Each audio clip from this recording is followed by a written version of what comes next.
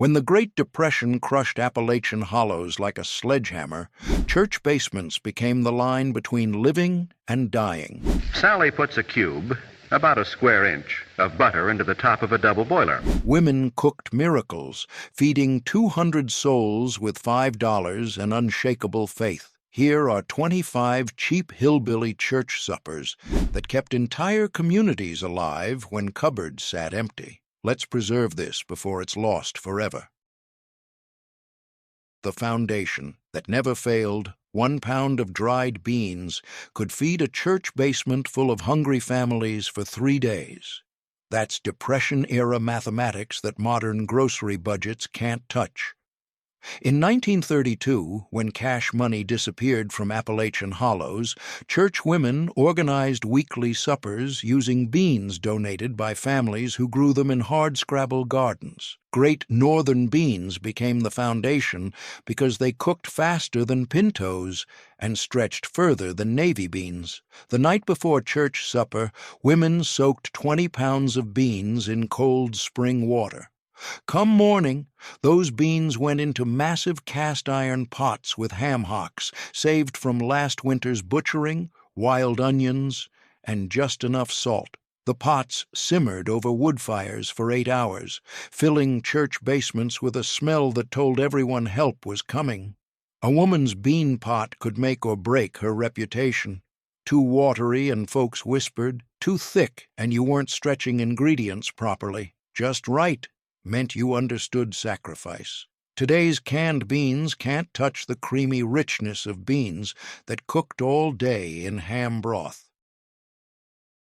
The measuring stick of worth. Before fancy bakeries existed in mountain towns, church cornbread was the measuring stick of a woman's worth. Get it wrong and you'd hear about it for years.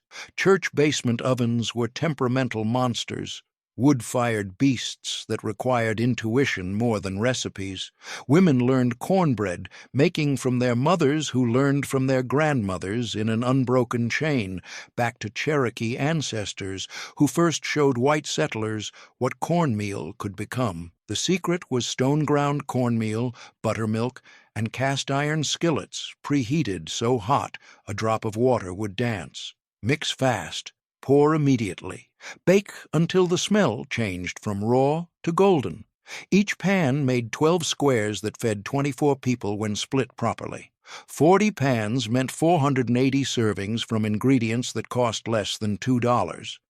Church suppers weren't charity, they were community contracts. Everyone contributed something, even if just cornmeal from their own grinding. Modern Jiffy mix can't replicate the dense, satisfying heft of stone-ground cornbread that could fill empty bellies. These weren't just recipes, they were survival blueprints from women who refused to let their families starve. If your grandmother or great-grandmother survived the Depression in Appalachian mountains, this is her story. Subscribe and join the thousands preserving this disappearing knowledge. Comment below which hollow your family is from. Let's build this community together. Half poison, half miracle. What if I told you church women served a vegetable that could kill you if prepared wrong, but saved families from scurvy when prepared right? That's poke salad, half poison, half miracle. By late winter 1933, stored vegetables were gone and fresh greens were months away. Then poke weed sprouted in every hollow, free food for those who knew the secrets. Cherokee women had taught the first settlers, pick young shoots, boil twice, discard water both times to remove the toxins. Church women organized foraging parties where experienced gatherers taught younger women to identify safe poke shoots. Back at church, massive pots boiled the greens twice before final cooking with fatback. One hillside could yield enough greens to feed 100 people. Cost, $0. Value, preventing disease. Knowing which wild foods were safe made you valuable to your community. This knowledge meant life or death. Today's bagged spinach can't match the satisfaction of knowing you fed your family for free. The weekly covenant. Every Thursday night from 1930 to 1940, Crab Orchard Missionary Baptist served soup beans and cornbread.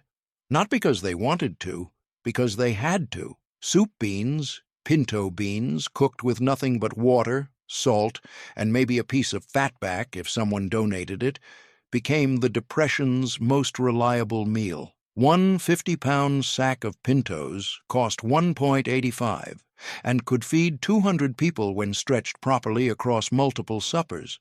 Women soaked beans overnight, then cooked them low and slow for 6 hours until they broke down into their own gravy. The bean liquor, that starchy, savory liquid, was as important as the beans themselves. You'd sop it up with cornbread, letting the bread absorb every drop of nutrition. Children who ate soup beans every Thursday night grew up strong despite the Depression. The protein sustained them. The ritual gave them security. Modern restaurant beans with their fancy seasonings can't replicate the simple honesty of beans cooked with nothing but time and care. When root cellars saved lives, potatoes stored in root cellars survived winter when almost nothing else did. Come spring, those wrinkled, sprouting potatoes became church supper gold. In 1934, when unemployment in coal mining hollows reached 80%, families donated their last potatoes to church suppers. Women would peel 50 pounds of potatoes, slice them thin, and fry them in massive skillets with wild onions and whatever fat was available. Lard, bacon grease, even bear fat if a hunter had gotten lucky.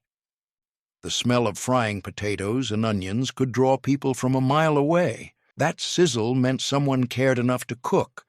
That aroma meant community still existed. Each family got one scoop of potatoes, not two, not three, one. And everyone accepted it because everyone understood scarcity. The crispy edges, the sweet onions, the starchy comfort. These potatoes tasted like survival itself. Today's frozen hash browns can't touch the flavor of potatoes fried in cast iron by women who knew hunger personally. 5 recipes down, and you're already seeing how church women turned almost nothing into meals that saved lives. But here's what most people don't understand. These weren't just random dishes thrown together. Every single recipe had a purpose. Beans provided protein, cornbread provided complete amino acids, potatoes provided calories, greens prevented disease. This was nutritional science practiced by women who never went to school but understood survival better than any dietitian today. The next 5 recipes get even more desperate and even more brilliant. Stay with me. Eastern European wisdom goes Appalachian immigrant families who settled in coal mining towns brought cabbage and noodles with them from Poland, Hungary, and Czechoslovakia. During the Depression, this cheap dish became a church supper staple that crossed all cultural lines. 1 head of cabbage cost 5 cents. Homemade egg noodles cost maybe 10 cents in flour and eggs. Together they fed 30 people. Women would shred cabbage thin, sauté it in butter or lard until it caramelized and sweetened, then toss it with boiled egg noodles. Salt, pepper, maybe a little paprika if someone had it. That's all it needed. The sweetness of cooked cabbage balanced the bland noodles. The texture was satisfying, soft noodles, slightly crispy cabbage. It stuck to your ribs and kept you warm through cold spring evenings when coal for heating was scarce. This dish proved that Depression cooking transcended geography. Whether your people came from Eastern Europe or Appalachian hollers, everyone understood how to make something from nothing. Modern pasta dishes with their expensive sauces can't match the simple elegance of cabbage and noodles done right. Breakfast that became supper. When families ran out of everything else, cornmeal mush appeared on church supper tables as both admission of desperation and declaration of resilience. Cornmeal mush was simple. Boil water, whisk in cornmeal, stir constantly to prevent lumps, cook until thick. Pour it into loaf pans, Let it cool and solidify, then slice and fry the slabs in a hot skillet until golden and crispy outside, creamy inside. At church suppers in 1935 and 1936, the Depression's worst years, cornmeal mush appeared more frequently than anyone wanted to admit. But women fried it in enough lard to make it taste good, served it with sorghum molasses or apple butter, and called it supper. Children didn't complain. They learned early that food was food, and complaining meant you didn't understand how close your family was to having nothing. The crispy exterior gave way to soft, warm cornmeal that filled your stomach and quieted hunger for a few hours. That's all anyone could ask for. Today's polenta at fancy Italian restaurants is just cornmeal mush with a better name and a higher price. When orchards meant survival, every hollow had apple trees, gnarled ancient trees planted by settlers generations earlier. During the Depression, those apples became church supper dessert, side dish, and sometimes main course. Women would peel and slice bushels of apples, fry them in cast-iron skillets with a little lard and whatever sweetener was available, white sugar if someone donated it, brown sugar, sorghum, or honey from wild bee trees. The apples would cook down, caramelize, turn golden and tender. Fried apples appeared at church suppers year-round, fresh apples in fall, dried apples rehydrated in winter, canned apples in spring. However they came, apples stretched meals and added sweetness to hard times. The smell of apples frying with cinnamon, when someone had cinnamon, could make even the poorest supper feel like celebration. That scent meant abundance, even when abundance was a lie. Children would eat fried apples with cornbread, letting the apple juice soak into the bread. Adults would eat them straight, savoring every bite of sweetness in a life that offered precious little. Today's apple pie, filling in cans, can't replicate the complexity of apples fried low and slow by women who understood patience. The comfort that never failed. Biscuits and gravy became church supper royalty during the Depression, cheap, filling, and capable of making people feel cared for even when times were desperate. Women made biscuits from flour, lard, buttermilk, and baking powder. The key was cold lard cut into flour until it resembled coarse crumbs, then adding just enough buttermilk to bring it together. Roll it out, cut it, bake it fast in a hot oven. Each batch made 24 biscuits that cost maybe 15 cents total. The gravy was even simpler. Flour browned in sausage drippings or bacon fat, milk added slowly while whisking, salt and pepper. If there was actual sausage to crumble into the gravy, that was luxury. Most times it was just flour, fat, and milk. But when you split those hot biscuits and ladled that gravy over them, it tasted like someone cared. It tasted like home. It tasted like maybe everything would be okay. Biscuits and gravy filled bellies and lifted spirits. In the Depression, both were equally important. Modern restaurant biscuits and gravy can't match the soul-deep satisfaction of biscuits made by hands that knew hunger. German wisdom meets Appalachian need sauerkraut, fermented cabbage that lasted all winter, became church supper salvation when fresh vegetables were a distant memory. Paired with cheap hot dogs or sausages, it fed families through the Depression's darkest months. In 1933, when meat was scarce, hot dogs became the affordable protein. A pound of hot dogs cost 15 cents and could be sliced to feed 20 people when mixed with enough sauerkraut. Women would drain massive jars of kraut, heat it with sliced hot dogs, and serve it with boiled potatoes or bread. The sour tang of fermented cabbage cut through the fatty hot dogs. The combination was satisfying in a way that plain hot dogs never were, and the sauerkraut provided vitamin C that prevented scurvy during long winters. German and Eastern European families had been making sauerkraut for generations. During the Depression, They taught their Appalachian neighbors, and suddenly every church basement had crocks of fermenting cabbage in the corner. This dish proved that immigrant knowledge could save American lives when American prosperity failed. Today's canned sauerkraut and grocery store hot dogs can't touch the flavor of homemade kraut and sausages made from whatever meat was available. 10 recipes in, and you're seeing the pattern. Every single dish cost less than $1 to feed dozens of people. Every single recipe used ingredients that wouldn't spoil. Every single woman who cooked these meals understood something we've forgotten, that food doesn't have to be fancy to be life-saving. But the next 5 recipes are where things get really interesting. We're talking about foods that required dangerous foraging, foods that used parts of animals most people threw away, foods that pushed the absolute limit of what could be called edible. These recipes separated the women who could keep their families alive from the women who couldn't. The ham bone that fed hundreds. One ham hock, the leftover joint from a butchered hog, could flavor enough beans to feed 100 people. That's Depression-era alchemy. After families butchered their hogs in late fall, they'd donate the ham hocks to church. These bony, fatty joints had just enough meat clinging to them to flavor massive pots of pinto beans.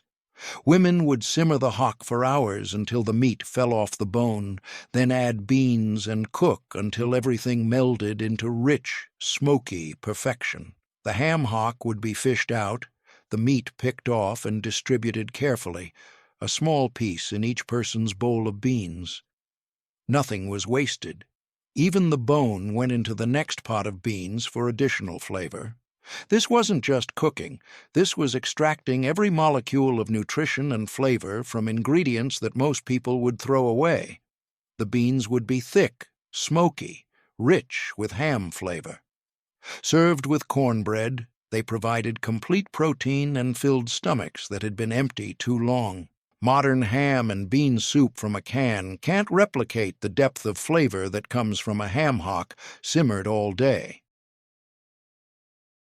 When flour ran out, cornmeal cakes, simple patties of cornmeal, water, salt, and maybe an egg if someone donated eggs, became church supper staples when wheat flour was too expensive or unavailable.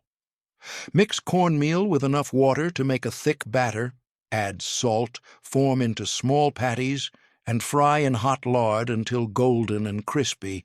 Each cake cost less than a penny to make. 20 cakes fed 20 people for under 20 cents. These weren't fancy. They weren't even particularly good, but they were food, they were hot, and they filled the space in your stomach that ached with emptiness. Women would serve them with sorghum molasses or apple butter to add sweetness and make them more palatable. Children learned to eat them without complaint, because complaining meant you didn't understand how close your family was to having nothing at all. The beans that lasted forever, leather britches, green beans strung on thread and dried, were depression insurance. When fresh vegetables were gone, these dried beans rehydrated into church supper salvation. In late summer, when green beans were abundant, women would string them on cotton thread and hang them in attics or on porches to dry. The beans would shrivel and turn leathery, hence the name. But they'd last all winter and into spring. To prepare them for church supper, women would soak the dried beans overnight, then cook them for hours with fatback or bacon until tender. The beans would plump up, absorb the pork flavor, and taste almost like fresh beans. Milk gravy, flour, butter, milk, salt, pepper, became church supper standard when there was no meat for regular gravy. It was white, simple, and filling. Brown flour in butter until it smelled nutty. Add milk slowly while whisking to prevent lumps. Season with salt and pepper. Pour it over split biscuits and serve hot. The cost was minimal, maybe 20 cents to make enough gravy for 50 people. This wasn't fancy. There was no meat, no rich drippings, no complexity. Just flour, fat, and milk transformed into something that made biscuits satisfying. But it worked. It filled bellies. It provided calories and fat that kept bodies warm. It tasted like someone cared enough to cook, even when there was almost nothing to cook with. Children who grew up eating milk gravy and biscuits at church suppers remembered it as comfort food decades later, not because it was delicious, but because it represented community refusing to let anyone starve. Today's cream gravy at restaurants can't replicate the emotional weight of gravy made from almost nothing by women who understood scarcity. Salt pork, pork belly, cured in so much salt it was nearly inedible until prepared properly, became church supper protein when fresh meat was impossible to afford. Salt pork came in barrels and lasted indefinitely. A 10-pound slab cost about 50 cents and could provide meat for multiple church suppers when sliced thin and fried crispy. The key was soaking slices in water to remove excess salt, then frying them until the fat rendered and the edges crisped. The result was something like bacon, but saltier, fattier, and more substantial. Women would fry 20 pounds of salt pork for church supper, then use the rendered fat to fry potatoes or make gravy. Nothing was wasted. The meat fed people. The fat cooked other foods. Even the crispy bits left in the pan were scraped up and used. Each person got 2 slices of fried salt pork. Not 3, not 4, 2. And everyone accepted it because everyone understood that 2 slices of meat were better than no slices. Today's bacon can't match the intense, salty, fatty satisfaction of salt pork fried by hands that knew hunger. 15 recipes down, and we're hitting the heart of Depression-era church cooking. Notice how every recipe so far has used preservation.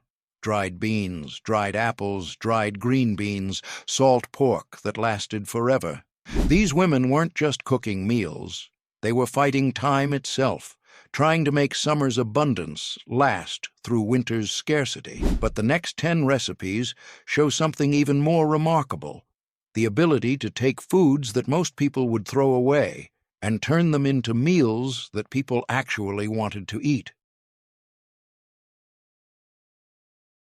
When church suppers ran out of food before everyone was fed, women would break up leftover cornbread into bowls and pour buttermilk over it. This wasn't a recipe. This was an apology, but people ate it. They crumbled the cornbread, poured the tangy buttermilk over it, and ate it with spoons like cereal. The cornbread would soften and absorb the buttermilk. The combination was filling, if not exciting. In 1936, when the Depression reached its worst point in Appalachian coal mining towns, cornbread and buttermilk appeared at church suppers more often than anyone wanted to admit. It meant donations were down. It meant families had nothing left to give. But it also meant churchwomen refused to send anyone home hungry. Even if all they had was cornbread and buttermilk, they'd serve it and call it supper. The taste was simple: slightly sweet cornbread, tangy buttermilk, the texture of soft bread soaked in liquid. It wasn't good, but it was food. Today's yogurt and granola can't touch the humble honesty of cornbread and buttermilk served by women who refused to give up. Shucky beans, also called shuck beans or shucky beans, were green beans dried in their pods, a Cherokee preservation method that Appalachian settlers learned and relied on during the Depression. Unlike leather britches, shucky beans were dried whole in their pods. The beans would shrivel inside the pods, which protected them and added flavor during cooking. To prepare them, women would break open the dried pods, remove the beans, and cook them for hours with pork. The result was beans with an intense, almost smoky flavor that fresh beans never achieved. The drying process concentrated the flavor and created something unique. During the Depression, shucky beans meant vegetables in winter when fresh vegetables were impossible to get. 1 bushel of green beans could be dried into enough shucky beans for 8 church suppers. The preparation required knowledge passed down through generations. Cherokee women had taught white settlers, who taught their daughters, who taught their daughters. By the Depression, this knowledge saved lives. Today's canned green beans can't replicate the deep, concentrated flavor of beans dried in their pods and cooked all day. When sweetness was scarce, cornmeal mush appeared again at church suppers, but this time with sorghum molasses, the sweetener of the Depression, because it was cheaper than sugar and easier to produce locally. Sorghum cane grew in every hollow. Families would harvest it, press the juice, and boil it down into thick, dark molasses. 1 gallon of sorghum cost about 50 cents and lasted months. Women would fry slabs of cornmeal mush until crispy, then drizzle sorghum over them. The combination of crispy mush and sweet molasses turned a desperate meal into something children would actually eat without complaint. The sorghum added iron and minerals that prevented deficiency diseases. It provided quick energy for men heading to coal mines or farms. It made poverty taste a little less bitter. Churches would keep jugs of sorghum on tables during suppers. People could take as much as they wanted because sorghum was one thing that wasn't scarce. That generosity with sweetener when everything else was rationed meant something. It meant community still cared about joy, not just survival. Today's maple syrup can't match the robust, mineral-rich complexity of sorghum made from cane grown in Appalachian soil. The relish that saved. Bland beans. Chow-chow, a pickled relish made from end-of-season vegetables, transformed bland soup beans into something people actually wanted to eat. During the Depression, it was flavor insurance. In late summer, women would chop up whatever vegetables were left in gardens, green tomatoes, cabbage, onions, peppers, and pickle them in vinegar with spices. One batch of chow-chow would last all winter. At church suppers, jars of chow-chow sat on tables next to bowls of plain soup beans. People would spoon the tangy, crunchy relish over their beans, and suddenly the meal had flavor, texture, and interest. The vinegar in chow-chow also aided digestion of the beans, reducing the gas that came from eating beans multiple times per week. This practical benefit made chow-chow essential, not just nice to have. Every woman had her own chow-chow recipe. Some were sweet, some were hot, some were vinegary. All of them made beans better. The combination of creamy beans and tangy chow-chow became the taste of Depression-era church suppers. When bacon was luxury. During the Depression, bacon was expensive enough to be considered luxury, but at church suppers, women would fry a few pounds of bacon, crumble it, and mix it with fried potatoes to make the bacon stretch further. 10 pounds of potatoes and 1 pound of bacon could feed 40 people when combined properly. The bacon fat fried the potatoes. The crumbled bacon distributed throughout added flavor to every bite. Women would slice potatoes thin, fry them in the bacon fat until golden and crispy on the edges, then toss in the crumbled bacon at the end. The result was potatoes that tasted like bacon, even though there was very little actual bacon. This was stretching at its finest, taking expensive meat and making it flavor an entire dish. Every bite had a hint of smoke and salt from the bacon, even if you couldn't see the bacon itself. Children would eat these potatoes eagerly, not realizing they were eating mostly potatoes with just enough bacon to make them taste good. 20 recipes in, and you're starting to understand what made these church suppers different from just feeding people. These weren't soup kitchens where you stood in line and got handed a bowl. These were community gatherings where everyone sat together, ate together, and pretended, for just a few hours, that the Depression wasn't crushing them. The food mattered, yes, but the ritual mattered more. The act of sitting at a table with neighbors, the blessing before the meal, the conversations, the humanity. The next 5 recipes represent the absolute peak of Depression-era church cooking, the dishes that appeared when things got slightly better, when someone donated something special, when celebration was possible again. Cornbread and beans appeared together at church suppers so often they became synonymous with Depression-era Appalachia. This wasn't coincidence. This was nutritional wisdom passed down through generations. Beans provided protein but lacked certain amino acids. Cornbread provided those missing amino acids. Together, they created complete protein that sustained life as effectively as meat. Women didn't know the science. They just knew that people who ate cornbread and beans stayed healthier than people who ate only one or the other. So every church supper served both. The ritual was simple. Crumble cornbread into your bowl of beans, let it soak up the bean liquor. Eat with a spoon. The cornbread would soften, the beans would flavor it, and together they'd fill your belly and keep you alive. This combination fed more people through the Depression than any other. It was cheap, filling, and nutritionally complete. It was survival in a bowl. Decades later, people who grew up eating cornbread and beans at church suppers would make it for their own children, not because they had to, but because it tasted like community and resilience. Today's restaurant versions can't replicate the soul-deep satisfaction of cornbread and beans served by women who understood hunger. Occasionally, someone would donate pork chops to church supper, maybe from a hog they'd butchered, maybe from a hunter who'd traded for them. When pork chops appeared, women would pair them with fried apples to make the meat stretch further. 10 pork chops would be cut in half to make 20 portions.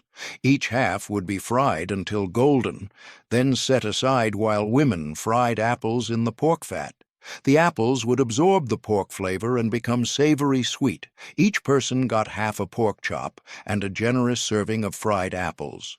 The apples made the small portion of meat feel more substantial. The pork fat made the apples taste rich. This combination, pork and apples, was old European wisdom applied to Appalachian scarcity. The sweetness of apples complemented the savory pork. The apples stretched the expensive meat. Children would eat the apples first, savoring the sweetness, then eat the pork slowly to make it last. Adults would do the opposite, eating the pork first to ensure they got protein. Either way, the combination worked. It fed people. It provided nutrition. It felt like abundance, even when it wasn't. Today's pork chops with applesauce can't match the careful economy of half a pork chop and fried apples served by women who made scarcity feel like plenty. When spring finally arrived and lettuce appeared in gardens, church women would make wilted lettuce salad, the first fresh food after months of dried, canned, and stored provisions. The recipe was simple. Pick fresh lettuce, tear it into pieces, place it in a bowl, fry bacon until crisp, remove it, add vinegar to the hot bacon fat. Pour the hot mixture over the lettuce. The lettuce would wilt slightly from the heat. The bacon fat would coat it. The vinegar would add tang. This wasn't fancy, but after eating dried beans and canned vegetables all winter, fresh lettuce tasted like resurrection. It tasted like survival. It tasted like maybe the worst was over. Women would make massive bowls of wilted lettuce salad for church suppers in April and May. People would eat it eagerly, grateful for anything green and fresh. The hot bacon fat made the lettuce safe to eat, killing any bacteria from garden soil. The vinegar added flavor and aided digestion. The bacon provided fat that helped bodies absorb the vitamins in the lettuce. This was practical nutrition disguised as salad, and it marked the end of winter's deprivation. Today's fancy salads, with their expensive greens and complicated dressings, can't match the simple joy of wilted lettuce after a winter of scarcity.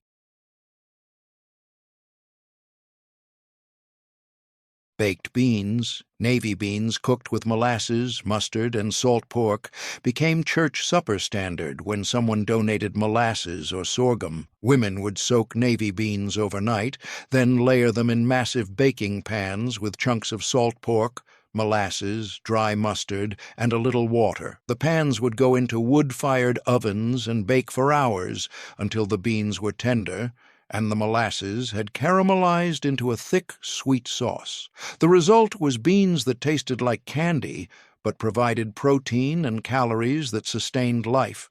Children would eat baked beans eagerly, not realizing they were eating the same beans they'd eaten plain all week. The molasses made poverty taste better. It made scarcity feel like celebration. It turned necessity into something people actually wanted. Each person got one scoop of baked beans.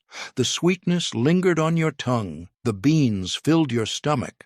The salt pork provided fat and protein. This dish proved that even depression cooking could be delicious when someone cared enough to add sweetness. Today's canned baked beans can't touch the depth of flavor that comes from beans baked all day in molasses by women who understood that food could be medicine for the soul. Stack cake, thin layers of cookie-like cake with dried apple filling between them, became church supper tradition because it required multiple people to make. No one family could afford all the ingredients, so everyone contributed. One woman would make 2 layers, another would make 3. A third would contribute the dried apples. Someone else would provide the spices. Together they'd assemble a cake with 6, 8, sometimes 10 layers. The layers were thin and dense, made from flour, lard, molasses, and spices. The filling was dried apples rehydrated and cooked with sugar or sorghum until thick. The cake would be assembled and left to sit overnight so the layers softened and melded with the filling. The result was a cake that tasted like community effort. Every bite represented someone's contribution. Every layer was a family's sacrifice. Stack cake appeared at church suppers for special occasions, Christmas, Easter, homecomings. It was celebration food, made possible only by community cooperation. The cake was dense, moist from the apple filling, spiced with cinnamon and ginger. It tasted like sweetness earned through collective effort. Today's layer cakes can't replicate the emotional weight of a cake made by 10 families pooling resources to create something beautiful.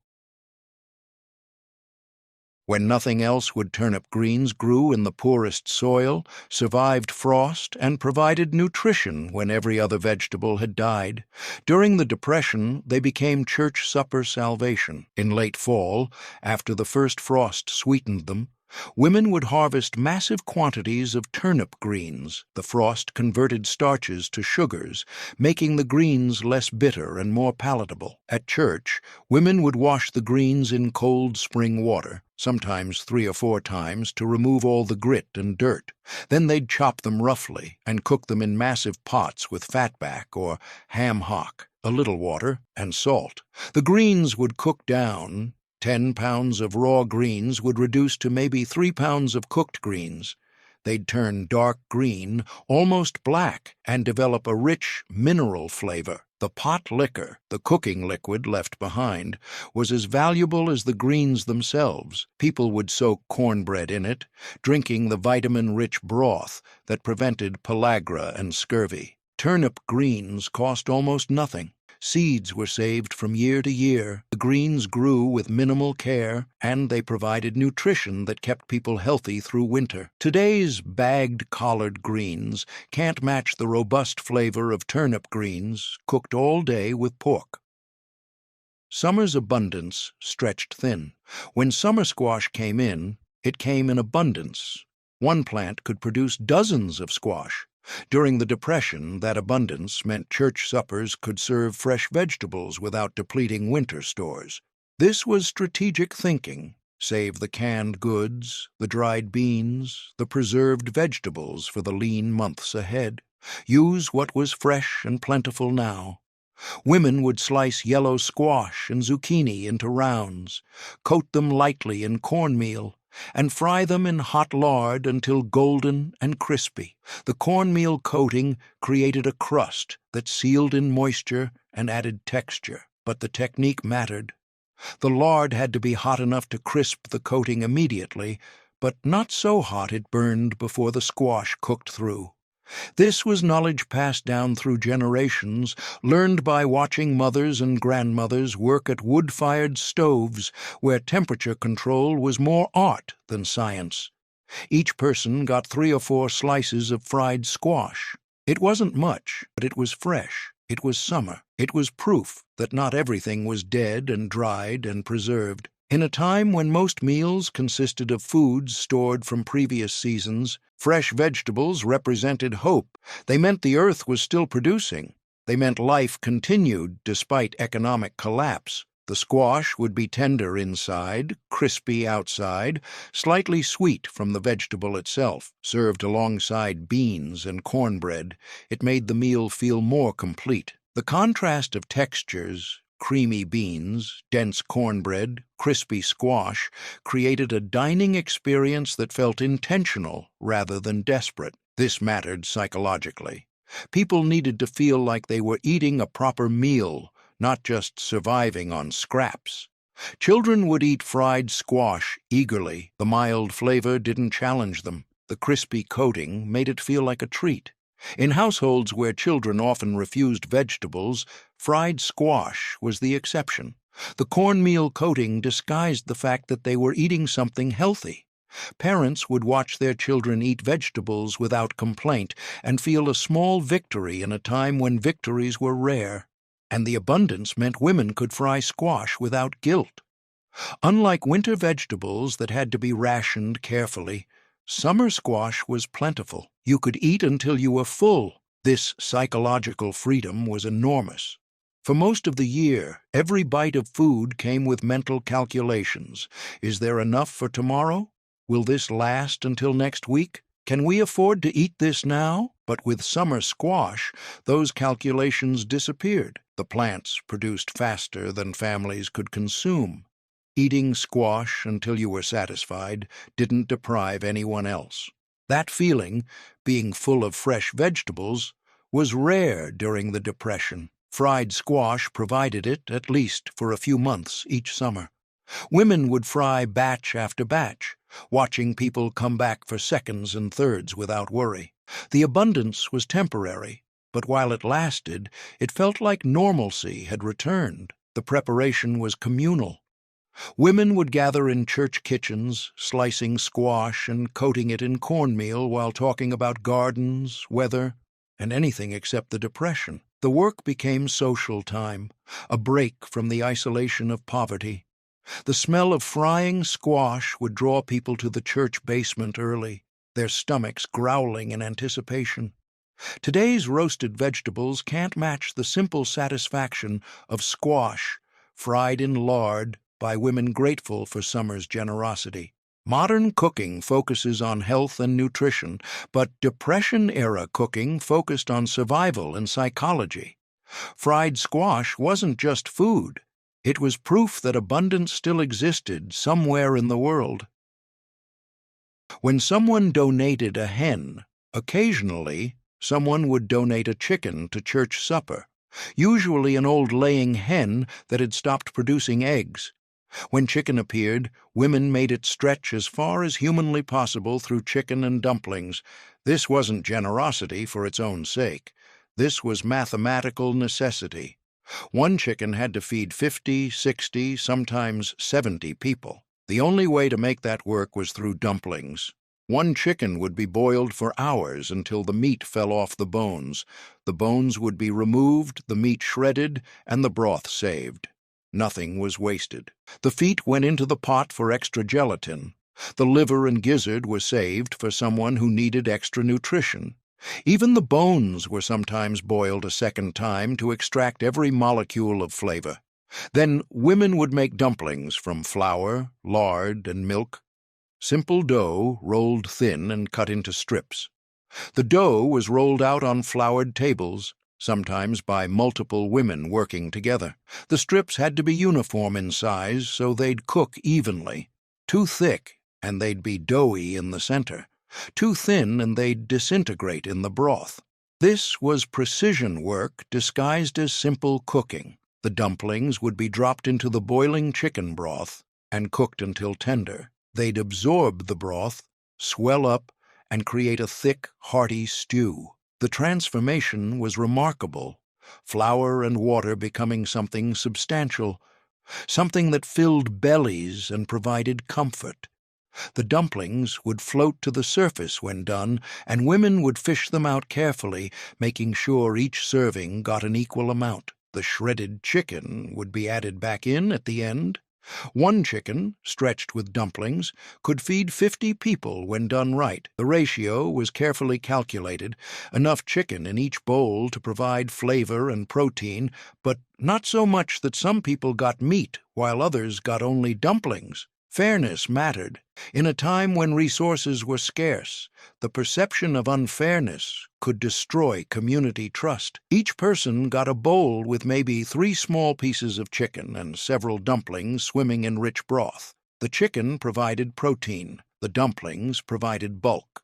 The broth provided warmth and flavor. Together, they created a meal that felt complete, even though it was mostly flour and water, with just enough chicken to make it taste like a meat dish. This was stretching taken to its logical extreme. The chicken itself was almost incidental. The dumplings were the real meal, but the chicken flavor permeated everything, making it feel like a meat dish even when there was barely any meat. This was culinary sleight of hand, making scarcity look like abundance through technique and care. The serving process was ritualized. Women would ladle the chicken and dumplings into bowls, making sure each bowl looked equally full. They'd add a piece of chicken here, an extra dumpling there, balancing portions so no one felt shortchanged. This attention to detail wasn't just about food, it was about dignity. People needed to feel they were receiving a proper meal, not charity. The broth was golden and rich, thick with gelatin from the long-simmered bones. It coated your spoon, clung to the dumplings, and provided a richness that made the meal satisfying, despite the small amount of actual meat. This was the magic of chicken and dumplings, transforming one old hen into a feast through patience, technique, and community cooperation. Today's chicken and dumplings at restaurants can't match the careful economy of one hen stretched to feed 50 people. Modern versions are generous with chicken, using multiple breasts or thighs per serving. But Depression-era chicken and dumplings were about making scarcity feel like plenty, about feeding a community when resources were desperately limited, about proving that with enough skill and care, even one old hen could become a miracle. The vegetable that divided communities, okra, slimy when boiled, crispy when fried, divided Depression-era communities. Some families loved it, others wouldn't touch it, but when someone donated okra to church supper, women fried it to make it acceptable to everyone. This was diplomatic cooking, finding preparation methods that could bridge cultural and taste divides within communities.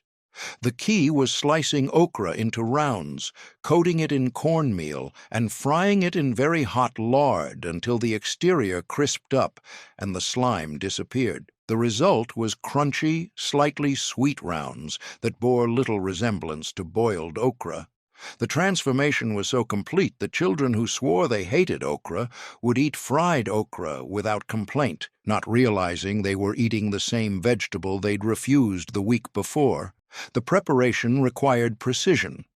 The okra had to be sliced uniformly, about 1/4 inch thick.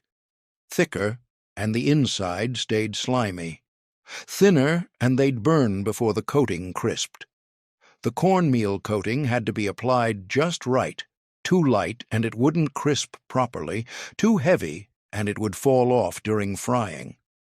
Women developed a technique of tossing the okra rounds in a paper bag with cornmeal, shaking until each piece was evenly coated.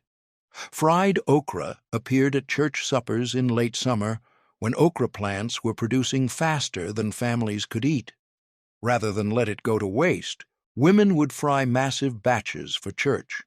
The plants were prolific. One row of okra could produce bushels of pods. In a time when food waste was unthinkable, this abundance had to be used. Frying was the solution that made okra palatable to the widest audience. Each person got a small handful of fried okra. It was served as a side dish, something to add variety to the meal. The crispy coating made it appealing even to people who normally hated okra. The texture was addictive, crunchy exterior giving way to tender interior, with a slight sweetness that balanced the cornmeal's savory notes. People would eat their handful quickly, then look around to see if seconds were available. And the abundance meant no one felt guilty about eating it. Unlike winter vegetables that had to be carefully rationed, summer okra was plentiful. You could eat without worrying about depriving someone else. This psychological freedom was almost as valuable as the nutrition itself. For a few weeks each summer, okra provided the rare experience of eating until satisfied rather than eating until the ration was gone. That psychological freedom, eating without guilt, was almost as valuable as the nutrition itself. In a time when every meal involved mental calculations about scarcity, okra season offered a brief respite. Women would fry batch after batch, refilling serving bowls as they emptied, watching people eat with genuine enjoyment rather than desperate hunger. The social dynamics around okra were fascinating. Families who'd brought okra to donate would watch anxiously to see if people ate it. The acceptance of their contribution mattered. When people came back for seconds of fried okra, the donors would smile with satisfaction. Their garden's production had value, their contribution mattered. The frying process itself became a community activity. Multiple women would work at different stations, some slicing okra, others coating it in cornmeal, others managing the frying pans. The hot lard was dangerous, requiring constant attention to prevent fires. But the efficiency of assembly line preparation meant they could process bushels of okra in a few hours. Children would hang around the frying station, drawn by the smell and hoping for pieces that were too broken or misshapen to serve, the cook's scraps that became treats for patient children. These imperfect pieces were just as delicious, and getting them felt like a special privilege. Today's fried okra at southern restaurants can't match the satisfaction of okra fried by women grateful they had something fresh to serve. Modern fried okra is consistent, professionally prepared, always the same. But Depression-era fried okra carried the weight of summer's abundance, the relief of having something plentiful to share, and the satisfaction of transforming a divisive vegetable into something everyone could enjoy. The dessert that required scratched arms. Blackberries grew wild in every hollow, free for anyone willing to brave the thorns. During the Depression, those blackberries became church supper dessert when sugar was available. This was foraging at its most democratic. Blackberries didn't care if you were rich or poor, employed or desperate. They grew for everyone, requiring only courage and tolerance for pain. In July and August, women would organize blackberry picking parties. Children would be sent into thickets with buckets, emerging hours later with scratched arms, stained hands, and gallons of berries. The scratches were badges of honor. Purple stained hands proved you'd contributed. The worst scratches came from reaching deep into thickets for the largest, sweetest berries that grew in the center where birds couldn't reach them. The picking parties were social events disguised as work. Women would talk while picking, sharing news, gossip, and recipes. Children would compete to see who could fill their bucket fastest, though this often meant including underripe berries that had to be sorted out later. Teenagers would pair off, using berry picking as an excuse to spend time together away from parental supervision. At church, women would make cobbler in massive baking pans. The filling was simple: blackberries, sugar, a little flour to thicken, The topping was biscuit dough dropped by spoonfuls over the fruit, but the simplicity was deceptive. The ratio of berries to sugar had to be perfect. Too much sugar, and it overwhelmed the berry flavor. Too little, and the cobbler was too tart. The flour had to thicken the berry juice without making it gummy. The biscuit topping had to be tender, but substantial enough to soak up berry juice without dissolving. The pans would bake until the berries bubbled and the topping turned golden. The smell would fill the church basement. Sweet, fruity, promising. That smell was anticipation made tangible. It meant dessert was coming. It meant something special was about to happen. In a time when meals were often monotonous, the smell of baking cobbler represented variety and celebration. Each person got one scoop of cobbler. The berries would be tart-sweet, the topping would be tender and biscuit-like, and the combination would taste like summer itself. The warm berries would burst in your mouth, releasing juice that stained your tongue purple. The biscuit topping would soak up that juice, becoming soft and sweet. Together they created a dessert that was greater than the sum of its parts. Blackberry cobbler represented abundance in a time of scarcity.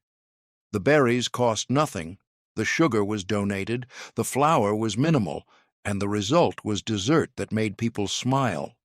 That smile, that moment of joy in the middle of the Depression, was worth every scratched arm and stained hand. The serving of cobbler became ceremonial. Women would dish it out carefully, making sure each portion was equal. Children would watch eagerly, hoping their scoop would have extra berries. Adults would eat slowly, savoring each bite, knowing it might be weeks before dessert appeared again. The berry juice would stain the serving bowls purple, and women would fight over who got to scrape those bowls clean after everyone had been served. That concentrated berry syrup was too precious to waste. It would be scraped up and drizzled over the last few servings, or mixed with a little water to make a drink for the children who'd done the picking. Today's berry cobblers can't match the satisfaction of cobbler made from berries you picked yourself, served by women who understood that dessert feeds the soul as much as the body. Modern cobblers use store-bought berries, perfectly uniform and conveniently packaged.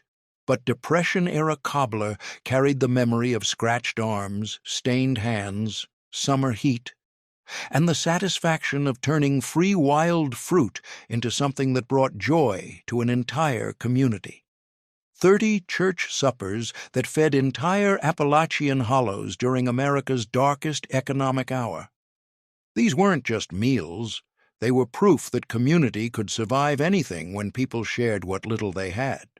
My own great-grandmother, Mary Ellen, ran the church supper at Possum Hollow Baptist in eastern Kentucky from 1931 to 1938. She fed over 12,000 people during those years with donated beans, foraged greens, and cornmeal ground from shared corn. She kept a ledger, I have it now, where she recorded every donation, every supper, every person fed. The entries are simple. March 15th, 1933, 87 people fed, 20 labies beans, 15 labies cornmeal, 1 ham hock donated by the Johnsons. Betty Crocker's recipe is the classic, but you can adapt it. Use red onions instead of white for a deeper color. Add bay leaves or peppercorns to the brine for extra flavor. Use apple cider vinegar instead of white vinegar for a mellower acidity. Some families added hard-boiled eggs to the jar, which would turn pink and become pickled eggs, a bonus snack. The base recipe is flexible and the result is always delicious. If you've never had pickled beets and onions, this Thanksgiving is the year to try them. Make a jar this week. Let it sit in the fridge. Serve it on Thanksgiving Day in a small bowl next to the turkey. Watch as people who think they hate beets try one bite and reach for more. This is the dish that brings balance to your Thanksgiving table. And it's been forgotten for 40 years. Pick one of these 30 sides and make it for Thanksgiving this year. Just one. Try scalloped oysters or creamed onions or sweet potato puff. Try something your grandmother made. Bring it to your Thanksgiving table and see what happens. Let me know in the comments which one you're making, and if you want 30 more Forgotten Betty Crocker. But behind each entry was a story of survival, of community refusing to let anyone starve. These recipes represent more than food. They're blueprints for resilience, community, and refusing to give up when everything looks hopeless. Which recipe did your family survive on? Drop a comment with the recipe name and which hollow or mountain county your people are from. I read every single comment, and I'm building a map of where these traditions survived.